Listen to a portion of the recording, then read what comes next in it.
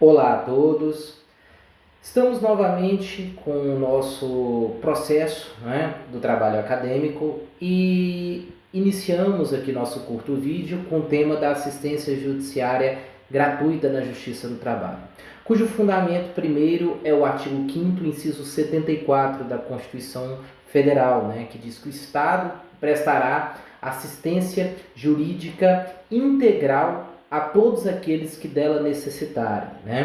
A questão se coloca como se dá essa assistência judiciária em nosso processo trabalhista. É interessante separarmos dois aspectos da assistência judiciária, que é a justiça gratuita, que é a isenção no pagamento de custas, taxas judiciárias, emolumentos, de um lado, e de honorários periciais e advocatícios, de outro, e da assistência jurídica gratuita, que é um outro foco da assistência judiciária voltada à prestação de assistência técnica, de defesa técnica a quem não tem condições de arcar com uma assistência particular, com a contratação de um advogado particular, da forma tradicional. Bom, iniciando pela justiça gratuita, ela está prevista no artigo 790 da Consolidação das Leis do Trabalho, e chama muito a atenção desse dispositivo os parágrafos 3º e 4º. O parágrafo 3º diz, em resumo, e já modificado pela Lei 13.467 de 2017, que é a reforma trabalhista, que será concedida a requerimento ou de ofício por parte do órgão jurisdicional a justiça gratuita, ou seja, essa isenção no pagamento de taxas, de custas e de honorários, sejam periciais ou advocatícios, àqueles que percebam remuneração igual ou inferior a 40% do teto dos benefícios do regime geral de previdência social, que hoje está na casa, esse teto, de R$ 6.433,57. Ou seja, aquele que percebe rendimentos até 40% desse teto, que hoje está dando em números exatos, R$ 2.573,42, presume-se que é pobre no sentido legal. Quem ganha até 40% do teto do RGPS, do regime geral, ou seja, até R$ 2.573,42 é presumido pobre, bastando uma mera declaração de pobreza legal nos autos. Bom, professor, quer dizer que quem ganha acima de 40% do teto do regime geral de previdência social nunca terá acesso aos benefícios da justiça gratuita, ou seja, essa isenção de custas, de honorários, nunca terá? Não. Aí há de se socorrer ao parágrafo 4º, que diz que, em resumo, essa gratuidade poderá ser concedida, caso haja prova dessa pobreza, dessa necessidade, haja prova dessa necessidade de que o reclamante ou o reclamado, se for o caso, não arque com os ônus financeiros do processo.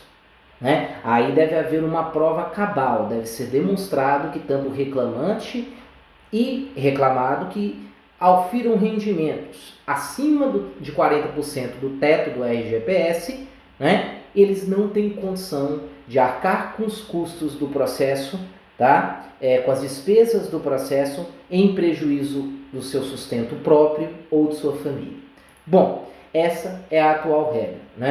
E ainda temos a questão dos honorários, tanto os honorários periciais como os honorários advocatícios.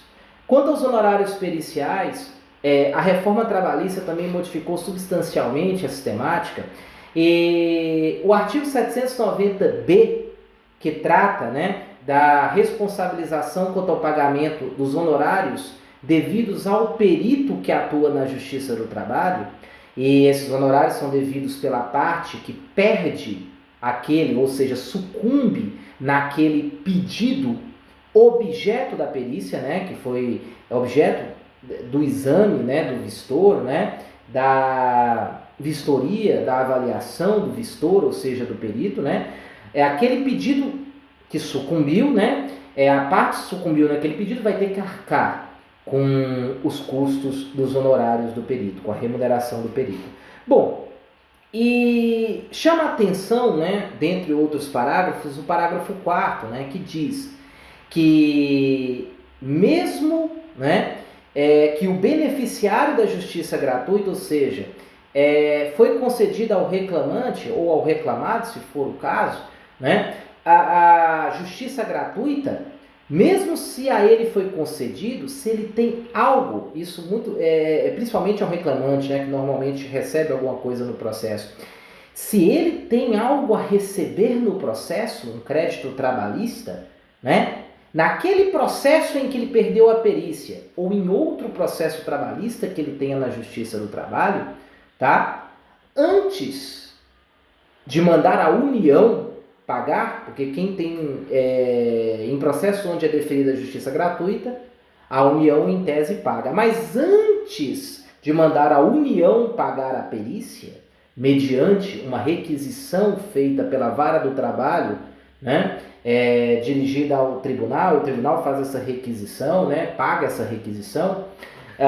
Antes disso, tem que se verificar, o reclamante vai receber alguma coisa de crédito neste processo do trabalho ou em outro processo de trabalho, pois se receber, antes de receber o valor líquido, mesmo se ele tem justiça gratuita, decota-se o valor dos honorários periciais, passa para o perito e depois passa o restante para o reclamante. Se ele tem que receber, aí chega-se a um raciocínio que se ele tem que receber um valor até menor do que o valor arbitrado ao perito, né, ele vai ser pego esse valor que ele tem que receber e o restante a União vai arcar. Bom, com relação aos honorários de advogado, também outra novidade, né, da reforma trabalhista, o artigo 791 nos traz, né, e fazendo justiça à advocacia trabalhista, que ao advogado, mesmo que atue em causa própria no processo de trabalho, são devidos honorários de 5% a 15%, né, sobre o valor que resultar da liquidação da sentença, do proveito econômico obtido ou do valor da causa. E tem todos aqueles critérios, né, de cálculo.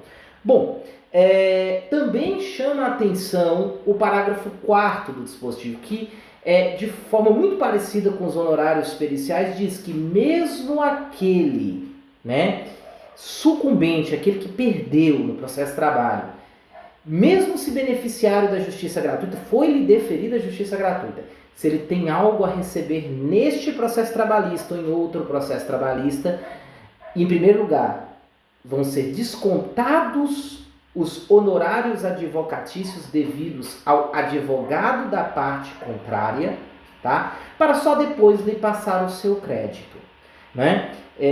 Chegando a situação de talvez descontar todo o crédito trabalhista do reclamante, se ele tem a receber um valor igual ou menor dos honorários do advogado. São regras polêmicas trazidas com a reforma trabalhista que mitigam a questão da gratuidade judiciária, né, querendo ou não. Há defesas dessas regras, há posicionamentos contrários, né? A Procuradoria-Geral da República até mesmo ajuizou uma ação direta de inconstitucionalidade, a 5766, que está atualmente no Supremo Tribunal Federal, já com voto do relator, né? Teve um ministro que pediu vista para análise em gabinete. Enquanto isso, os tribunais trabalhistas têm se debruçado sobre a questão, né, da constitucionalidade ou não. A quarta turma do Tribunal Superior do Trabalho já declarou, né, constitucionais, né, aplica esses dispositivos da reforma trabalhista, principalmente a questão dos honorários, né, julgando válida essas regras. Já a sexta turma do mesmo Tribunal Superior do Trabalho, no ano de 2019, ao entender pela inconstitucionalidade, remeteu o processo para o Tribunal Pleno do Tribunal Superior do Trabalho em uma arguição de inconstitucionalidade. Por quê? Em caso de tribunal, né, deve ser o pleno, né, deste tribunal que deve declarar, analisar essa constitucionalidade, é o funcionalmente competente dentro do tribunal para se declarar a constitucionalidade de lei ou ato normativo, né? É uma cláusula aí de reserva de plenário, né, neste caso. O tribunal pleno que deve analisar, não o órgão fracionário. Bom, e é muito interessante notar que nos tribunais também está havendo jurisprudências, né? Aos que defendem a inconstitucionalidade, defendem que a assistência jurídica deve ser integral e gratuita, né? E que esses dispositivos violariam o inciso 74 do artigo 5º, por mim referenciado lá atrás, no início da nossa exposição.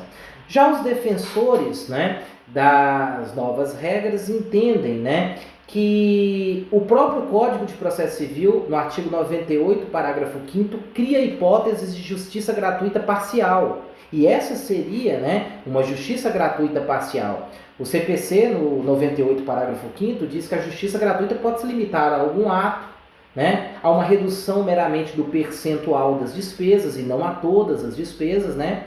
Seria o juiz que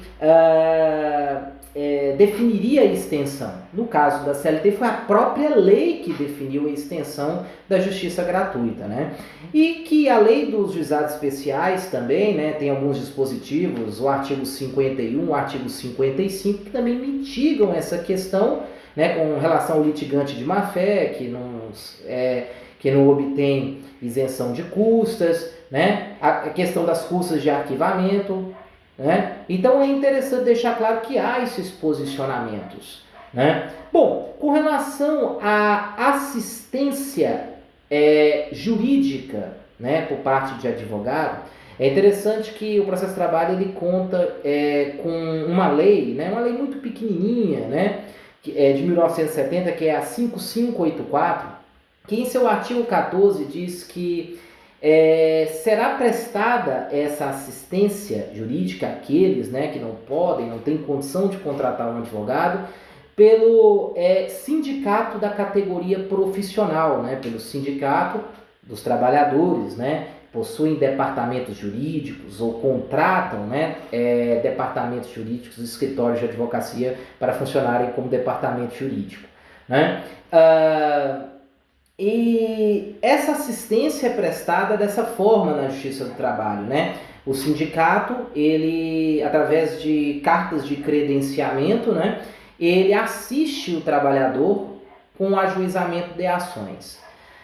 É interessante notar que a Defensoria Pública da União, por mandamento do artigo 14 da Lei Complementar número 80, né, que é a Lei Orgânica da DPU, disse que ela deve atuar na Justiça do Trabalho, mas essa atuação não se vê na prática, até por uma questão de estrutura e por se argumentar que a assistência sindical ela está prevista em lei específica, né?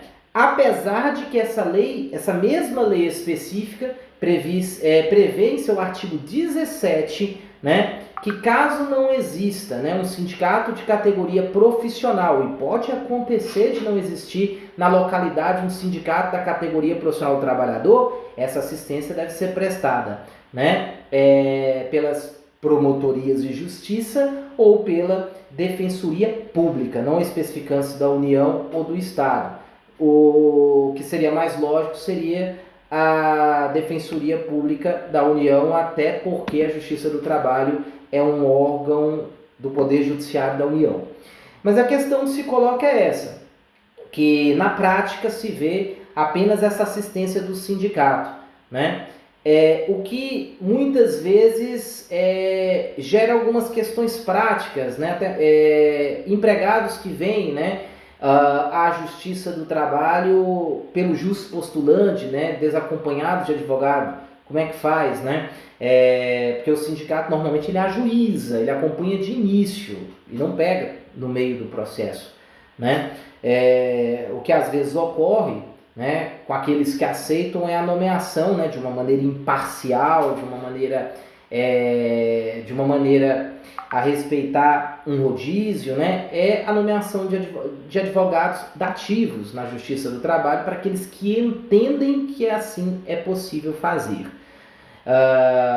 Pois bem, gente, sobre essa peculiaridade da assistência judiciária gratuita na Justiça do Trabalho, em resumo, academicamente falando, é isso, em linguagem simples. Encerro aqui as colocações, até o próximo vídeo. Se você gostou, né, esse vídeo vai estar disponível no Instagram, @marcelopalma03 e na página do YouTube, Professor Marcelo Palma. Desde já agradeço, muito obrigado.